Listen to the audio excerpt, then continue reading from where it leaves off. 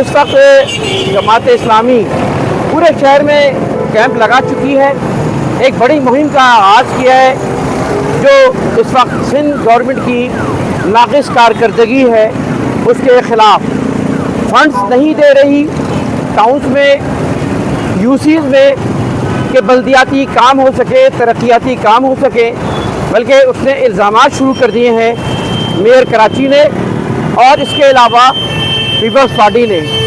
वजह इसके कि अपने करप्शन की बात करें, करप्शन के बादशाह हैं पीपल्स पार्टी, करप्शन की बादशाह है जरदारी, करप्शन का बादशाह है इस वक्त सिंध गवर्नमेंट, जिसने अरबों खरबों रुपए जो कराची में लगने थे वो खा चुके हैं। सिर्फ 200 अरब पिछले कुछ अरसे में लगाए इन्होंने। जो इस वक्त रिपोर्ट पेश की है यूनुस धागा ने, वो 2000 अरब लगने चाहिए थे और लगाए कितने हैं आपके सामने हैं। तो इस वक्त सूरत हाल ये है कि पूरे सिंध में जो लूट मार के ख़िलाफ़ जमात इस्लामी ने, हाफिज़ नईमुर रहमान ने, मुनीम ज़फ़र ने मुहिम शुरू की है कि इस वक्त टूटी सड़कें और शहर का जो हुलिया बिगड़ा हुआ है, जगह जगह जो है वो रुकावटें हैं और बारिशों में तबाह करके रख दिया है। बारिशों में इस वक्त नाक़िस कारकर्दगी, थोड़ी सी बारिश ने पूरे शहर को डुबा दिया।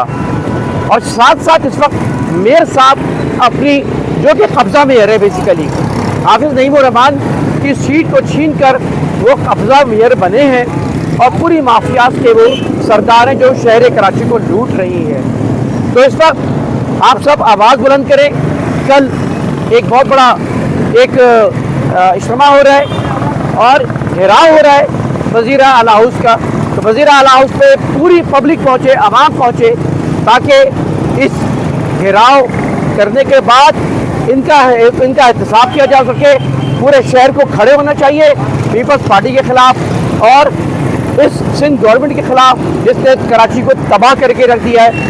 और इस वक्त हर कोई परेशान है, कोई ऐसा शख्स नहीं है जो इस वक्त सिस्किया ना ले रहा है। तो दोबारा उसको कामयाब बनाए और ये पब्लिक के लिए, ये आप लोगों के लिए, इस सिंध गवर्नमेंट से छुटकारा हासिल करोगे तो शहर कराची तरक्की करेगा, ये सबकी भला है।